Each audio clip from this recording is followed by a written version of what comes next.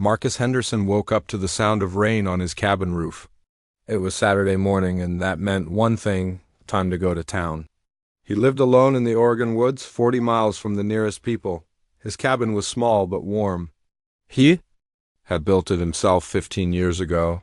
When he first started working as a lumberjack, the big man stretched his arms and looked out the window. Tall pine trees surrounded his home. He could not see another house anywhere. This was how he liked it. People in town called him strange for living so far away, but Marcus did not care. The woods were his friends. The trees did not judge him or make fun of his quiet ways. Marcus made coffee and ate some bread with jam. He looked at his list of things to buy in town: flour, sugar, coffee, soap, and batteries for his radio. He also needed new boots.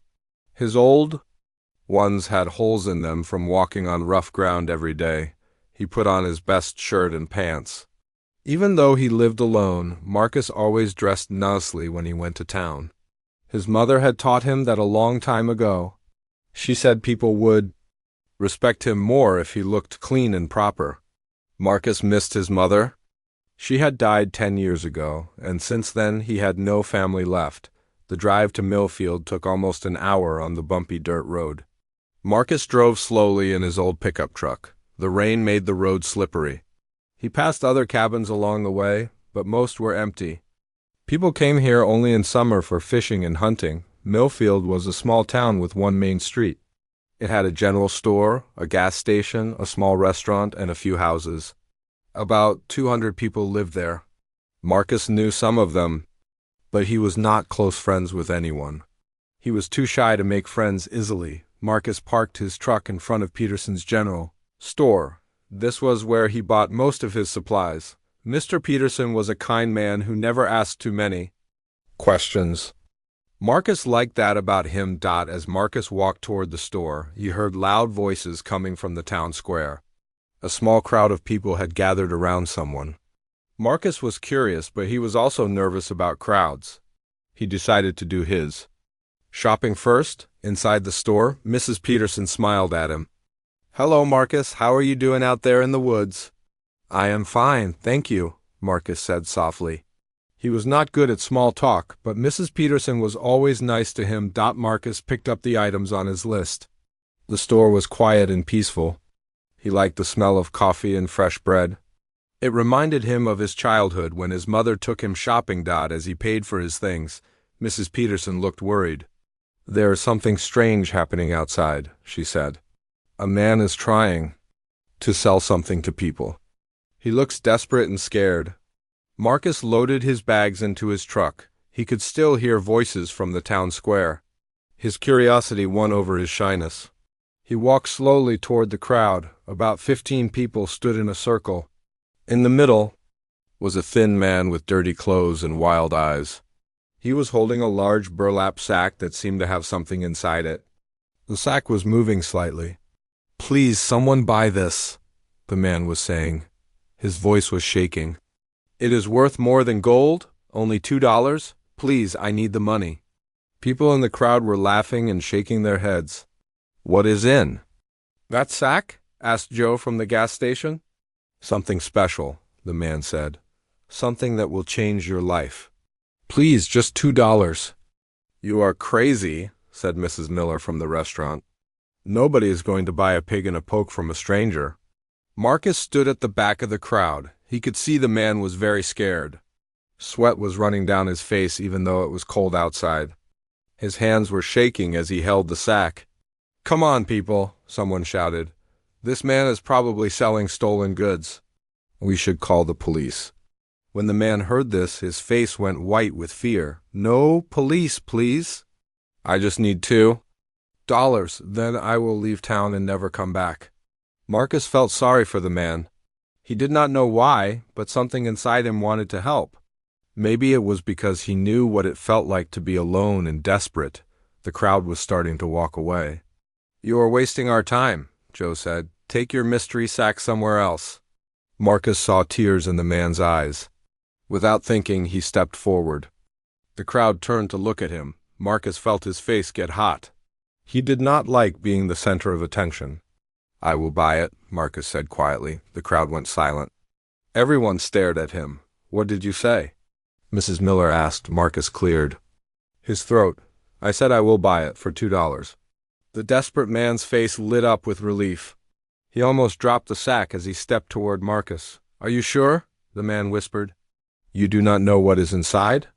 Marcus reached into his wallet and pulled out $2 bills. His hands were steady even though his heart was beating fast. "I am sure." The man grabbed the money quickly and pushed the sack into Marcus's arms. It was heavier than Marcus expected, and he could feel something warm inside. "Thank you," the man said. "You are saving my life." Then he turned and ran away as fast as he could. He disappeared around the corner of a building. The crowd was still staring at Marcus. He felt uncomfortable with all the attention. "Marcus, what are you going to do with that thing?" Joe asked. "I do not know," Marcus said honestly. He held the sack carefully. Whatever was inside felt alive but was not moving much. "You should open it here," Mrs. Miller suggested. "What if it is dangerous?" Marcus shook his head. "I will open it at home." He did not want to satisfy their curiosity. If there was something alive in the sack, it might be scared of all these people. Some people tried to follow him to his truck, but Marcus walked fast. He put the sack gently in the passenger seat and drove away quickly. During the drive home, Marcus kept looking at the sack. It did not move, but he could feel warmth coming from it. What had he bought? Why was that man so desperate to sell it, and why was he so scared of the police? Marcus had always been a man who acted on his feelings rather than his thoughts. Living alone in the woods had taught him to trust his instincts. Something told him that buying this mysterious sack was the right thing to do. The rain started falling harder as he drove up the mountain to his cabin. Marcus turned on his windshield wipers and drove even more carefully. Whatever was in that sack, he would take good care of it. As he pulled into his driveway, Marcus made a decision. He would open the sack in the safety of his cabin, away from curious eyes and judging voices. If something was alive in there, it deserved to be treated with kindness and respect. Marcus had no idea that this $2 purchase would change his life forever. Marcus carried the sack into his cabin very carefully. His heart was beating fast. He had never done anything like this before. The sack felt warm and had weight to it, but whatever was inside had not moved during the drive home. He placed the sack gently on his kitchen table. The cabin was quiet except for the rain on the roof. Marcus lit his oil lamp because the day was getting dark. The yellow light made shadows dance on the wooden walls. Marcus stared at the sack for a long time. He was scared to open it, but he knew he had to. What if something was hurt inside? What if it needed help right away? He untied the rope at the top of the sack very slowly. His big hands were shaking a little. The rope was old and dirty. As he loosened it, he heard a very soft sound from inside. It sounded like breathing. Marcus opened the top of the sack and looked inside. What he saw made him gasp and step back. There was a person in the sack. A young woman with long dark hair was curled up inside, barely conscious. "Oh my God," Marcus whispered. He had never expected this. His mind was racing with questions. Who was she? Why was she in a sack? Was she hurt? The woman's eyes were closed, and she was breathing very softly. Her skin was pale and she looked very thin. Her clothes were torn and dirty. Marcus could see bruises on her arms. Marcus knelt down beside the table. "Hello," he said gently. "Can you hear me?" The woman's eyes opened slowly. When she saw Marcus, fear filled her face. She tried to get out of the sack, but she was too weak. She said something in a language Marcus did not understand. "It is okay," Marcus said in his calmest voice. "You are safe now? I will not hurt you?" The woman looked around the cabin with scared eyes. She was shaking and Marcus could see she was very frightened. He stepped back to give her space. "Are you hurt?" Marcus asked. "Do you need a doctor?" The woman did not seem to understand English very well. She just stared at him with wide, scared eyes. Marcus realized she probably thought he was going to hurt her. Marcus moved slowly to his kitchen sink. He filled a glass with clean water and brought it back to the table. He set it down where she could reach it. "Water," he said simply, pointing to the glass. The woman looked at the water, then at Marcus, then back at the water. She was so thirsty, but she was afraid to trust him. Finally, her thirst won. She reached for the glass with shaking hands and drank all the water quickly. Marcus refilled the glass 2 more times, and she drank it all. Then he went to his cupboard and found some bread and cheese. He put the food on a plate and placed it near her. "Food," he said, the same way he had said water. The woman ate the food like she had not eaten in days. She kept looking at Marcus while she ate, still afraid but less scared than before. Marcus sat down in a chair across the room. He did not want to frighten her by being too close. He watched as she finished eating. When she was done, she looked at him and said something in her language. Her voice was soft and musical. "I do not understand," Marcus said. "Do you speak English?" The woman thought for a moment. Then she said very slowly, "Little English, very little." Marcus felt relieved that she could speak some English. "What is your name?" he asked slowly and clearly. "Elena," she said quietly. "Elena. That is a beautiful name. My name is Marcus," Elena nodded. She was still sitting in the sack, but she looked a little less afraid now. Marcus pointed to himself. "Marcus." Then he pointed to her. "Elena." Elena repeated his name. "Marcus." "Yes," Marcus smiled. It was the first time he had smiled in weeks. Marcus stood up slowly so he would not scare Elena. He went to his bedroom and got some clean clothes. He brought back a soft shirt and some pants that would be too big for her, but they were clean and warm. He set the clothes on a chair and pointed to them. "Clean clothes," he said. Elena looked at the clothes, then at her own dirty, torn dress. She understood what Marcus was offering. Marcus pointed to a door. "Bathroom. You can wash and change clothes." "I will stay here in the kitchen." Elena looked confused. Marcus realized she might not understand all the words. He pantomimed washing his face and hands, then pointed to the clothes again. Elena nodded. Slowly, she understood. But she was still afraid to get out of the sack. Marcus could see her fear. He went back to his chair across the room and sat down. "I will not come near you," he said gently. "You are safe." Very slowly, Elena climbed out of the sack. Marcus could see she was weak and had trouble standing. Her legs shook, and she had to hold on to the table. Marcus started to get up to help her, but Elena made a scared sound and moved back. Marcus sat down again quickly. "Sorry," he said. "I just wanted to help." Elena stood still for a minute, looking at Marcus. She seemed to be deciding if she could trust him. Finally, she picked up the clean clothes and walked slowly to the bathroom door. She kept looking back at Marcus to make sure he was not following her. While Elena was in the bathroom, Marcus thought about what had happened. Someone had put this poor woman in a sack and sold her like she was a thing, not a person. The idea made Marcus angry. Who would do such a terrible thing? Marcus heard water running in the bathroom. He was glad Elena was able to wash and feel a little better. He looked at the dirty sack on his table and felt sick. How long had she been in there? After about 20 minutes, Elena came out of the bathroom. She looked much better in the clean clothes, even though they were too big for her. Her dark hair was wet, but clean.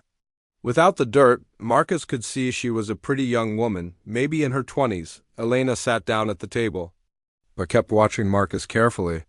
She was still afraid, but she looked a little more comfortable. Marcus spoke slowly and clearly. "Are you hungry? Do you want more food?" Elena nodded. "Yes, please." Marcus made some soup and heated it on his wood stove. The smell filled the cabin. Elena watched him cook. Marcus could tell she was surprised that he was being kind to her. When the soup was ready, Marcus put a bowl in front of Elena with a spoon. He sat across the table from her with his own bowl. Elena ate the soup quickly. It was the first hot food she had eaten in a very long time. After dinner, Elena looked very tired. Marcus pointed to his bedroom. "You can sleep there." "I will sleep." Here on the sofa, Elena looked confused again. Marcus got blankets and a pillow and put them on his sofa to show her what he meant. "You sleep in bed," he said, pointing to the bedroom. "I sleep here." He pointed to the sofa. Elena's eyes filled with tears. Marcus thought he had said something wrong. Sorry, Marcus said quickly. Did I upset you? Elena wiped her eyes. You're kind, she said in her broken English. Very kind. I do not understand why. Marcus did not know how to explain that he just wanted to help her. Because you needed help, he said simply. Elena stared at him for a long time. Then she stood up and walked slowly to the bedroom door. She turned back to look at Marcus. Thank you, Marcus, she said quietly. Good night, Elena, Marcus replied. Elena went into the bedroom and closed the door softly. Marcus heard the bed creak as she lay down. Marcus made himself comfortable on the sofa, but he could not sleep. He kept thinking about Elena and what she had been through. Tomorrow, he would try to find out more about her story. Tonight, she was safe, and that was what mattered most. Outside, the rain continued to fall on the roof of the small cabin in the woods. Marcus woke up early the next morning. The sun was shining through his windows, and the rain had stopped. He listened carefully but heard no sounds from the bedroom. He wondered if Elena was still sleeping. He made coffee quietly and started making breakfast. He wanted Elena to smell the food when she woke up. Maybe it would make her feel more comfortable. Marcus was cooking eggs and bacon when he heard the bedroom door open. Elena came out slowly. She was still wearing his clean clothes and her hair was messy from sleep. She looked around the cabin like she was trying to remember where she was. Good morning, Elena, Marcus said gently. Good morning, Elena replied. Her voice was soft and tired. Marcus pointed to the bathroom. Would you like to wash your face? Elena nodded and went to the bathroom. When she came back, Marcus had breakfast ready. He put a plate in front of her and sat down with his own food. They ate in silence for a while. Marcus did not want to ask Elena questions too soon. He could see she was still scared and confused. After breakfast, Elena helped Marcus clean the dishes. She did not say much, but she seemed a little more relaxed than the night before. Marcus sat down at the table and looked at Elena. Elena, he said slowly, can you tell me how you got in that sack? Elena's face went white.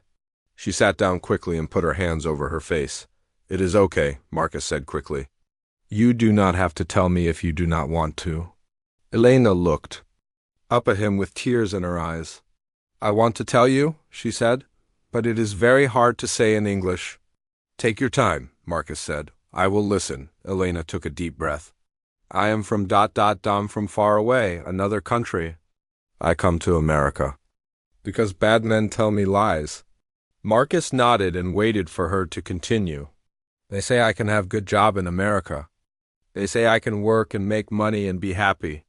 Elena's voice started to shake. But they lied to me. What happened? Marcus asked gently. They bring me to America, but no good job. They lock me in small room with other girls.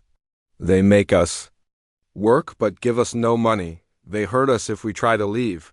Marcus felt anger growing in his chest. He had heard about things like this on the news, but he never thought he would meet someone it happened to. How long were you there? Marcus asked. Many months. Maybe 6 months, maybe 7.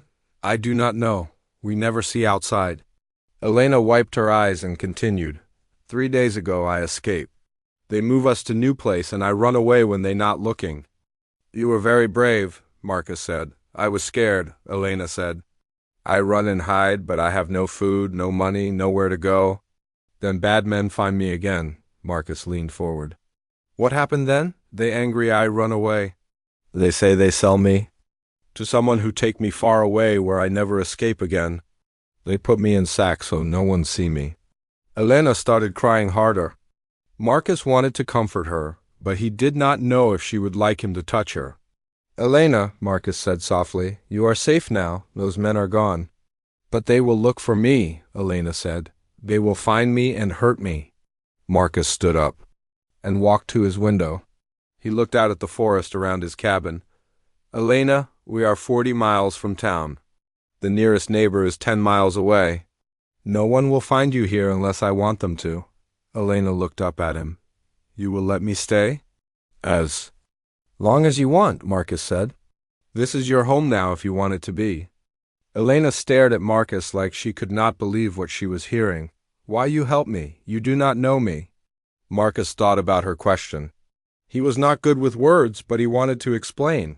When I was little, Marcus said, my father left me and my mother. We had no money and nowhere to go. People in town helped us. They gave us food and a place to live. My mother always told me that when someone needs help, you help them if you can.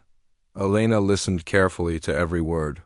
Also, Marcus continued, I live alone for many years.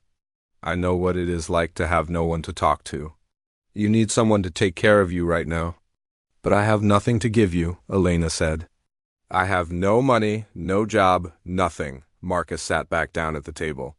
Elena, you do not owe me anything. I help you because it is right thing to do. Elena was quiet for a long time. Then she said, in my country I was student. I study books and languages. I want to be teacher. What country are you from? Marcus asked. Romania, small country in Europe. Marcus had heard of Romania but did not know much about it. Tell me about your home. Elena's face got a little brighter. My home is in mountains, like here but different trees. My family has small farm. We grow vegetables and have some animals. Do you have brothers and sisters? One sister younger than me. Her name is Anda. I miss her very much. What about your parents? Elena's face got sad again. My father died when I was 18. My mother worked very hard, but we have no money. That is why I believe bad men when they say I can make money in America. Marcus understood now. Elena had been trying to help her family, and bad people had used that against her. Does your family know where you are? Marcus asked. No, bad men take my phone, my passport, everything. My family think I am dead. This made Marcus very angry, but he tried not to show it. Elena had been through enough without seeing him upset. Elena, would you like to call your family? I have phone here. Elena's eyes got wide. I can call them? Of course. They must be very worried about you. Elena started crying again, but this time they were happy tears. Yes, please. I want to call my mother and sister. Marcus got his phone and showed Elena how to make an international call. Elena's hands were shaking as she dialed the number. The phone rang several times. Then Marcus heard a voice speaking fast in Romanian. Elena started crying and speaking in Romanian too. Marcus could not understand the words, but he could hear the love and relief in the voices. Elena talked for almost an hour. Sometimes she was crying, sometimes laughing, sometimes both. Marcus sat quietly and let her have this special time with her family. When Elena finished the call, she looked at Marcus with tears of joy on her face. My mother, she cries so much. She say police look for me everywhere. She think I am dead. I am happy you could talk to them, Marcus said. I tell them about you. I tell them how you save me and take care of me. My mother, she say to tell you. Thank you 1,000 times. Marcus felt embarrassed but pleased. You do not need to thank me. Yes, I do, Elena said firmly. You are a good man, Marcus, very good man. They spent the rest of the day talking. Elena told Marcus about her life in Romania, her studies, her dreams of becoming a teacher. Marcus told Elena about his life in the woods, his work as a lumberjack, and his quiet life. Elena was surprised to learn that Marcus loved to read. His cabin had many books on shelves along the walls. You have so many books, Elena said, looking at them. I like to read at night, Marcus said. It helps me not feel so alone. Elena pulled a book from the shelf. It was a book of poems. I love poems, she said. In Romania I study poetry. Would you like to read some? Marcus asked. Elena nodded. She opened the book and started reading. A poem out loud. Her voice was beautiful, and even though she had trouble with some English words, Marcus loved listening to her that evening. As they ate dinner together, Marcus felt something he had not felt in years. The cabin did not feel empty anymore.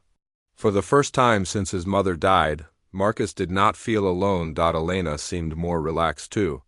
She smiled a few times during dinner and even laughed when Marcus told her a funny story about a raccoon that used to steal food from his porch. Before they went to bed, Elena looked at Marcus seriously. Marcus, I want to stay here with you, but I do not want to be burdened. I want to help you. I want to work. Elena, you just got free from terrible people. You need time to get strong again. I am stronger already because you are kind to me. Elena said, "Please let me help you." Marcus thought about it. Maybe having something to do would help Elena feel better about herself. "Okay," Marcus said. "You can help me with cooking and cleaning, but only if you want to." "I want to," Elena said with her first real smile since he had found her dot as they said goodnight. Marcus realized that buying that mysterious sack for $2 had not just saved Elena's life. It had also changed his own life in ways he was just beginning to understand. 2 weeks passed quickly at the cabin in the woods. Elena grew stronger every day. Her face had more color now, and she was not as thin as before. The scared look in her eyes was slowly going away. Elena kept her promise to help Marcus. She cooked delicious meals using vegetables from his small garden. She cleaned the cabin and mended his torn clothes. She even learned to help him split firewood, though Marcus worried the axe was too heavy for her. "I am stronger than I look," Elena told him with a smile. Marcus enjoyed having someone to talk to. Elena was very smart and knew about many things. She told him stories about her country and her studies. Marcus told her about the forest and the animals that lived there. In the evenings, they would sit by the fire and read together. Elena would read poems in English, and Marcus would help her with words she did not know. Sometimes Elena would teach Marcus a few words in Romanian. "How do you say thank you in Romanian?" Marcus asked one night. "Mulțumesc," Elena said slowly. "Mulțumesc." Marcus tried to say it, but it did not sound right. Elena laughed, and Marcus laughed too. He had not laughed so much in years. One morning, Marcus was getting ready to go to work in the forest. Elena watched him put on his heavy boots and work. "Clothes? I wish I could go with you," Elena said. "It is dangerous work," Marcus said. "Big trees fall down. You could get hurt." "I know, but I get lonely here by myself." Marcus understood. He got lonely too when he was away from Elena all day. "Maybe you can come with me sometimes, just to see what I do. But you have to stay far away from the trees." Elena smiled big. "I would like that very much." The next day, Marcus took Elena with him to the forest. She wore some of his old clothes and boots that were too big for her. Marcus showed her how he cut down trees and cut them into logs. Elena was amazed by how hard Marcus worked. "You are so strong," she said, watching him use his big saw. "I have been doing this for 15 years, Marcus said. "My body got strong from the work." Elena found a safe place to sit where she could watch Marcus work. She brought a book with her and read while he cut trees. Sometimes she would look up and wave at him, and he would wave back. During lunch, they sat together on a fallen log and ate sandwiches Elena had made. "It is so beautiful here," Elena said, looking around at the tall trees. "In Romania, we have forests too, but they are different." "I love it here," Marcus said. "The trees are like old friends. I know every inch of this forest." "You are lucky to have work you love," Elena said. "Many people hate their jobs." Marcus had never thought about it that way, but Elena was right. He did love his work. That afternoon, while Marcus was cutting a big tree, Elena heard a car coming up the old logging road. She got scared and ran to Marcus. "Someone is coming," she said, fear in her voice. Marcus stopped his saw and listened. He heard the car too. "Stay behind me," he told Elena. A green truck stopped near them, and a man got out. Marcus relaxed when he saw who it was. "Hello, Jim," Marcus called out. Jim was another lumberjack who sometimes worked in the same area. He was a friendly man who had known Marcus for many years. "Hi, Marcus," Jim said. Then he saw Elena standing behind Marcus. "Who is your friend?" Marcus put his arm around Elena's shoulders to show her she was safe. "This is Elena. This is Jim. He is a good man." Elena said hello quietly. She was still nervous around new people. "Nice to meet you, Elena," Jim said with a kind smile. "Are you visiting Marcus?" Marcus and Elena looked at each other. They had not talked about what to tell other people. "Elena is staying with me for a while," Marcus said simply. Jim nodded. He could see that Elena was scared, so he did not ask more questions. "Well, it is nice that Marcus has some company. He gets too lonely out here by himself." After Jim left, Elena was quiet for the rest of the afternoon. "Are you okay?" Marcus asked her as they walked back to his truck. "I was scared when I saw the car," Elena said. "I thought maybe it was the bad men looking for me." Marcus stopped walking and turned to face Elena. "Elena, I told you before. You are safe here. I will not let anyone hurt you." "I know you want to protect me," Elena said. "But you are just one man." "If many bad men come, what can you do?" Marcus thought about this. Elena was right to be worried. He was just one person, and if the people who had hurt Elena found her, he might not be able to stop them. "Elena, would you like me to call the police? They can help us make sure you are safe." Elena looked scared. "In my country, sometimes police are not good. They take money from bad men and do not help. In America, most police are good," Marcus said. "They will help us." Elena was quiet for a long time. Finally, she said, "I need to think about it." That night at dinner, Elena was not her usual happy self. She looked worried and picked at her food. "Elena, what are you thinking about?" "Marcus." Elena put down her fork. "Marcus, I have been here 2 weeks. I feel safe and happy, but I cannot hide forever." "You do not have to hide. This is your home now." "But it is not really my home," Elena said sadly. "I have no papers, no passport, nothing. In America, I am nobody." Marcus had not thought about this problem. Elena was right. She needed legal documents to really be safe in America. "Maybe we can find a lawyer who can help you," Marcus suggested. "Lawyers cost money. I have no money." Marcus wanted to help, but he did not know much about legal things. He lived a simple life in the woods and did not understand complicated laws. "Elena, I will find a way to help you. We will figure this out together." Elena smiled a little, but she still looked worried. The next few days, Marcus thought a lot about Elena's situation. He wanted to help her, but he did not know how. He decided to go to town and ask for advice. Marcus left Elena at the cabin and drove to Millfield. He went to see Father Martinez at the small church. Father Martinez was a wise man who helped many people with problems. "Father, I need advice about helping someone," Marcus said. Father Martinez listened while Marcus told him about Elena. Marcus was careful not to give too many details, but he explained that she needed help with legal documents. "This is a serious situation," Father Martinez said. "Your friend needs to talk to a lawyer who knows about immigration law. There are also organizations that help people in situations like this." Father Martinez gave Marcus the phone number of a legal aid office in the city. "They help people who cannot afford lawyers," he said. "Thank you, Father," Marcus said. "Marcus, you are doing a good thing by helping this person. God blesses those who help others in need." When Marcus got home, he found Elena in the garden picking vegetables for dinner. She looked up when she heard his truck. "How was town?" Elena asked. Marcus told her about his talk with Father Martinez and gave her the phone number. "Will you call them?" Marcus asked. Elena looked at the paper with the phone number.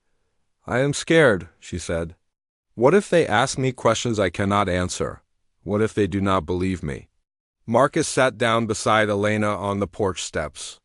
"Elena, you cannot live in fear forever. These people want to help you. But what if calling them brings trouble? What if the bad men find out where I am?" Marcus understood her fear, but he also knew she needed help. "Elena, I will be with you when you call. If there is any trouble, we will face it together." Elena looked at Marcus for a long time. She could see that he truly wanted to help her. "Okay," she said finally, "I will call them. But you must stay with me." "Of course I will," Marcus promised. That evening, after dinner, Elena made the phone call. Marcus sat beside her and held her hand while she talked to a lawyer at the legal aid office. The lawyer was very kind and patient. She explained that Elena could apply for a special visa for victims of human trafficking. It would take time and paperwork, but Elena could become legal in America. "What does this mean?" Elena asked Marcus after she hung up the phone. "It means you can stay here legally. You can get a job, go to school, have a real life in America." Elena started crying happy tears. "Really? I can stay?" Yes, Marcus said. You can stay as long as you want. Elena hugged Marcus tight. Thank you for helping me. Thank you for believing in me. Marcus hugged her back. He realized that helping Elena had made him happier than he had been in years. For the first time since his mother died, Marcus felt like he had a real purpose in life. Elena, Marcus said softly, I need to tell you something. What is it? Elena asked, looking at his serious face. When I found you in that sack, I thought I was just helping someone who needed help, but now I know the truth. What truth? Marcus smiled. You did not just change my life, Elena. You saved it. I was so lonely before you came. Now I have someone to care about, someone to talk to, someone who makes me laugh. You gave me more than I gave you. Elena's eyes filled with tears again. Marcus, you are the kindest man I have ever known. I feel the same way about you. They sat on the porch holding hands and watching the stars come out. Both of them knew that their lives had changed forever, and both of them were grateful for the strange chance that had brought them together. 3 months later, a black car drove up the dirt road to Marcus's cabin. Elena saw it coming and ran to get Marcus, who was chopping wood behind the house. Marcus, there is a car coming, Elena said, still getting nervous when strangers came. To the cabin, Marcus put down his axe and walked with Elena to the front of the house. 2 people got out of the car, a man and a woman in dark suits. Are you Marcus Henderson? The woman asked. Yes, Marcus said, stepping in front of Elena protectively. The woman showed him a badge. I am Agent Sarah Collins from the FBI. This is Agent Mike Torres. We would like to talk to Elena about the people who hurt her. Elena moved closer to Marcus. It is okay, she whispered to him. The lawyer said they might come. Agent Collins smiled at Elena. Hello, Elena. We know this is scary for you, but we need your help to catch the bad people who hurt you. They all went inside the cabin. Marcus made coffee while Elena talked to the agents. She told them everything she could remember about the men who had brought her to America and kept her locked up. Elena, you are very brave to tell us this, Agent Torres said. Your information is helping us catch these criminals. Will I have to go to court? Elena asked. Maybe, Agent Collins said. But we will protect you. And your lawyer will be with you. After the agents left, Elena was quiet for the rest of the day. Marcus could see she was worried. Elena, what are you thinking about? Marcus asked that evening as they sat by the fire. I'm scared, Elena said. What if the bad men find out I am helping the police? What if they hurt you because you are helping me? Marcus moved his chair closer to Elena. Elena, we cannot live in fear. You are doing the right thing by helping the police catch these people. If we do not stop them, they will hurt other women like you. Elena knew Marcus was right, but she was still afraid. 2 weeks later, Elena's lawyer called with good news. Elena's application for a special visa had been approved. She could now legally stay in America and even apply for a job. I can work? Elena asked excitedly when Marcus told her the news.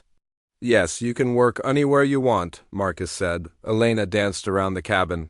She was so happy to finally have legal papers and the freedom to build a real life. But Elena, Marcus said carefully, if you want to get a job, you will probably have to move to town or to the city. There are not many jobs out here in the woods. Elena stopped dancing. She had not thought about this. I do not want to leave you, she said. I do not want you to leave either, Marcus said. But I want you to be happy and have the life you want. Elena sat down next to Marcus. Marcus, what kind of life do I want? For months, I only wanted to be safe and free. Now I am safe and free, but I have found something else too. What is that? Marcus asked. Love, Elena said softly. I love you, Marcus. I love this cabin, this forest, this life we have together. I do not want any other life. Marcus felt his heart jump. He had been afraid to tell Elena how he felt about her. He thought she might want to leave when she got her freedom. Elena, Marcus said, taking her hands, I love you too. I have loved you almost from the first day you were here. But I do not want you to stay just because you feel grateful to me. It is not gratitude, Elena said firmly. It is love. Real love. You are a good man, Marcus. You are kind and gentle and strong. You make me feel safe and happy. Marcus pulled Elena close and kissed her. It was the first time he had ever kissed anyone, and it felt like magic. Elena, Marcus said, will you marry me? Will you be my wife? And stay with me forever? Elena smiled through happy tears. Yes, Marcus, I will marry you. They planned a small wedding at the church in Millfield. Father Martinez agreed to marry them, and some of the people from town came to the ceremony. Elena wore a simple white dress that Mrs. Peterson helped her buy. Marcus wore his best suit. Jim the lumberjack was Marcus's best man.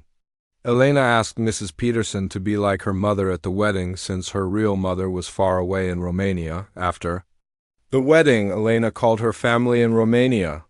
Her mother and sister cried happy tears when Elena told them she was married to the good man who had saved her. When can we meet your husband? Elena's mother asked. Maybe you can come visit us. Next year, Elena said, or maybe we can come visit you. Elena and Marcus moved back to the cabin as husband and wife. Elena continued to help Marcus with his work and take care of their home. But she also found a way to use her education. The school in Millfield needed someone to teach children who spoke other languages. Elena became a special teacher who helped immigrant children learn English. She worked 3 days a week in town and spent the rest of her time at the cabin with Marcus. Elena also started helping other women who had been hurt like she had been.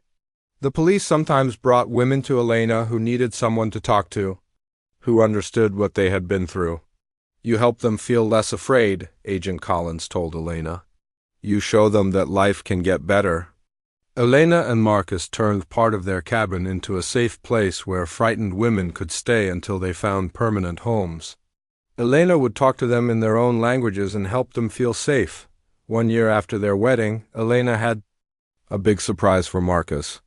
Marcus, Elena said one morning at breakfast, how would you feel about having a baby? Marcus almost dropped his coffee cup. A baby? Are you? Yes, Elena said with a big smile. We are going to have a baby. Marcus jumped up and hugged Elena and spun her around the kitchen. He had never been so happy in his life. A baby, Marcus said, still not believing it. We are going to have a family.